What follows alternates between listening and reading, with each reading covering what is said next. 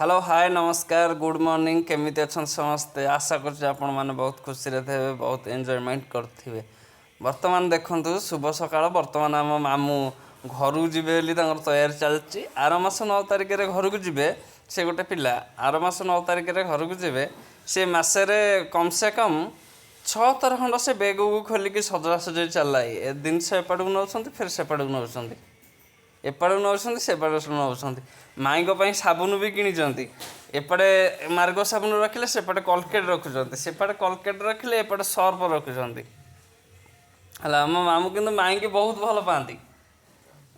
जिते जा स्त्री ना भल पाइबे निश्चित। देखुना केमी दांत देखा आम कैमेरा टिके कम दामिकिया फोन से कैमेरा जूम कले देखा जाऊनी किंतु देखु निश्चिंत जना पड़ुची